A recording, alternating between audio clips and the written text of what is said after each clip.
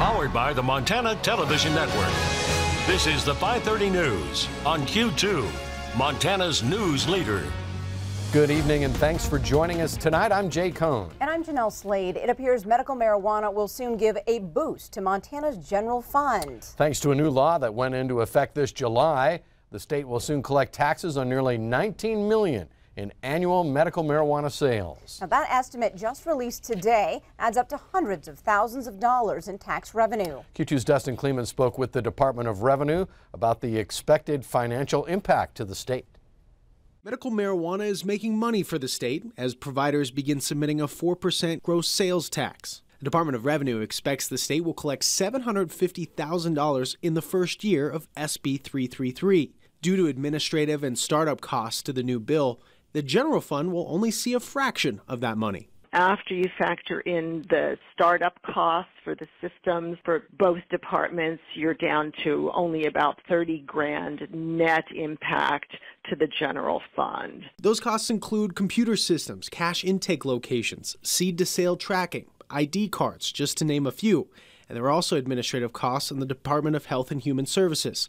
The second year of the tax, which will be lowered to only 2%, it will generate a net for the state of $300,000 for the general fund. Our state budget is hurting unless we start generating some additional revenues, and so this is an opportunity to do that. While it's a drop in the bucket for the state, it's still a source of revenue that could grow.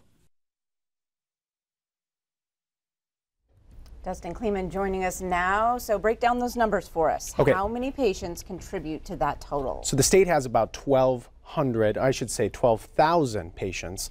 And if we broke that down, we did the mathematics on it. To put it in perspective, each patient spends roughly about $1,500 per year to get that amount. So it should be noted this fiscal impact is still a moving target. It really depends on where things line up after those taxes are submitted. So things could change. We'll be following it, of course. Of the 600 registered providers throughout the state, so far it's only been nearly 50 that have given back. So obviously a lot of things could change. It remains unclear, though, how many providers are actually in Billings and Yellowstone County. All right, thanks Interesting so much, numbers. Dustin. Thanks, Dustin. Well, after 22 years on the bench, Yellowstone County District Court Judge Russell Fagg will hang up his robe this Friday. Today marked his last day in the courtroom for the longtime justice. Q2's Asia Gore sat down with him this afternoon to find out what's next. Asia. Jay and Jeanelle, Judge Russell Fagg tells me he plans to open his own law firm. And of course, as we've been reporting for months, Fagg also has his eye on a potential future in politics. And on Saturday, he will reveal the findings of his exploratory committee. Fagg has expressed interest in running as a Republican against Sean Tester for the U.S. Senate seat in next year's election. Though he's put his heart into his career as a judge, Fagg says it's time for a new chapter. Fagg identified methamphetamine as the #1 issue facing Yellowstone County and said debt is the nation's #1 problem. Fagg estimates he's adjudicated 25,000 cases over the course of his career, which he says would help him be a strong legislator. I think I'm in a really unique place to know how to model policy to move our country in a better direction. And second, I really feel like I'm a negotiator. I'm trying to look for a win-win situation. I like to work with people from different backgrounds. I think I'd be able to work with both parties, and I think all of that lends itself to a solution-oriented progress. Now, some of the judges' 1,100 cases are being reassigned to other judges, but some will go to Fagg's replacement. 3 names have been submitted to Governor Bullock for appointment to fill this seat.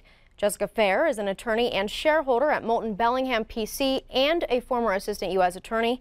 Donald Harris, a personal injury lawyer who has served on the Montana Commission on Practice. And finally, Joseph Raffiani, a criminal defense attorney who is also on the SD2 school board. Governor Bullock has until November 1st to fill the position, which is subject to election in 2018. Judge Fagg will announce the results of his exploratory committee at 4 p.m. Saturday here in Billings. Jay and Jeanelle. All right, thank you, Asia.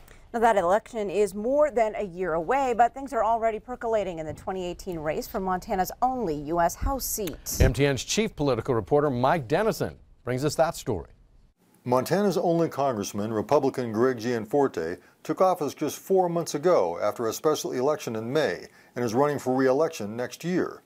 Potential Democratic opponents aren't wasting any time getting their campaigns up and running. This week, Billings attorney John Heenan reported raising $325,000 for his 2-month-old campaign, including $100,000 of his own money.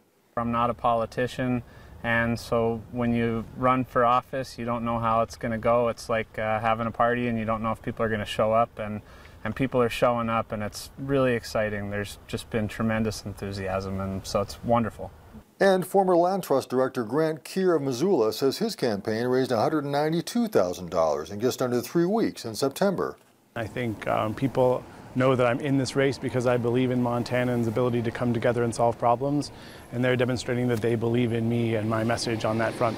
So I do believe that we can sustain this pace and that people are going to continue to support us. Heenan and Keir probably aren't the only Democrats hoping to take on Gianforte in 2018. State Representative Tom Woods of Bozeman has scheduled a campaign kickoff event this Thursday at the Baxter Hotel in downtown Bozeman. Heenan says he'll be putting plenty of miles on his vehicle as he travels the state to introduce himself to voters. I have a track record of standing up to powerful companies and powerful special interests and winning, and I intend to bring the same formula that I've used as a prosecutor and a trial lawyer on behalf of the state of Montana and the people of Montana to represent them and only them and their best interests. And Keir says he thinks Democrats are fired up about the House race, which they haven't won in more than 20 years. We feel like we have a good opportunity to win this seat, and I feel like we are excited about the candidates that we're bringing forward, and I'm proud to be in that group. Gianforte will be filing his campaign finance report this weekend. Reporting from Helena, Mike Dennison, MTN News. Thanks, Mike. And Democrats will choose their nominee for the race in a primary election next June. Incredibly sad news to report tonight following a fatal avalanche this past weekend. The Gallatin County Sheriff's Office identifies the woman who died in Saturday's avalanche as 23-year-old Inga Perkins. She was skiing with her boyfriend, 27-year-old Hayden Kennedy, in the southern Madison Range at about the 10,000-foot level when the two of them were hit by the slide.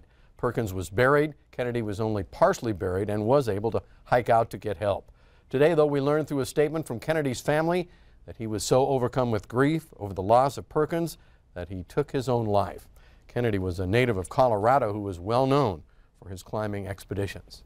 MTN's Morgan Davies tonight has more on this early season backcountry accident. If there's enough snow to ride, there's enough snow to slide.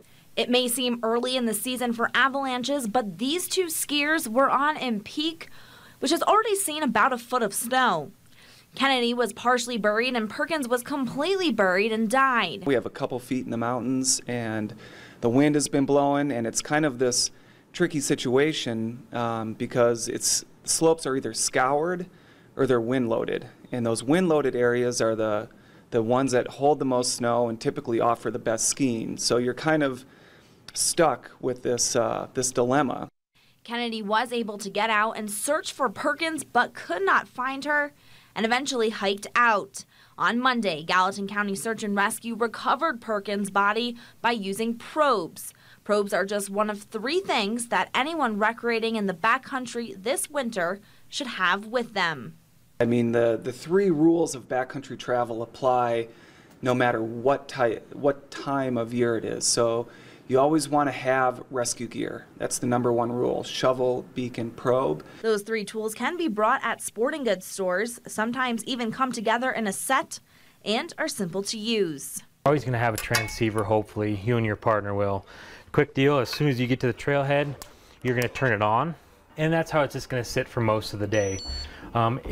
If the chance does happen to where you do have to do a search, real quick on most models, it's just a quick pull down for a search mode. Once you find who you're looking for, you're going to have a probe. It's just a quick pull.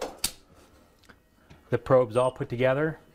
You'll go through, search the depth, and with the different shovels that we have a basic shovel. It's super nice, getting the depth, getting the snow knocked down. The Gallatin National Forest Avalanche Center knows that since it's the beginning of the snow season, outdoorsmen may need some extra prep to get back in the habits of safe recreating. Practice with your transceiver and your rescue gear, and be prepared for anything that can happen. You know, avalanches can happen at any time, and early season is no exception. Thanks, Morgan. In other news tonight, 2 local veterans officially honored today for their service. Senator Jon Tester honoring World War II veteran George Wright from Laurel and Gerald Zelmer, a Vietnam vet from Bismarck, North Dakota. Both men were enlisted in the Army during the respective wars. Today, decades after their service, they were able to join with family and friends as they received numerous medals for their service. These are great men that serve our country and sacrifice every day, and they're surrounded by great families that sacrifice while they're in theater. And then they come back and they help make this country great domestically. So these are great people that I am put in a position to make sure that we set the record straight and they're given the commendations that they've earned. And Senator Tester has given hundreds of medals to Montana veterans as a thank you for their service. Excited to see Jerry Zelmer there. He went with us on our trip to Austria and Germany. So, Jerry, congratulations. Nice. Job well done. Well, still to come on tonight's 5:30 News, virtual reality. Well, it's now used in the medical field. In a moment, we'll show you exactly how. And in sports tonight, Scott hits the lanes with Q2's Hall of Fame Athlete of the Week.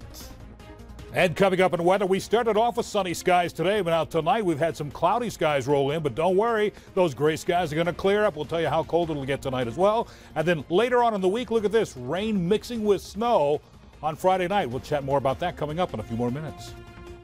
You're watching MTN News with Jay Cohn and Jeanelle Slade. Storm Tracker weather with Bob McGuire. And sports with Scott Green. This is the 5:30 News on Q2, Montana's news leader.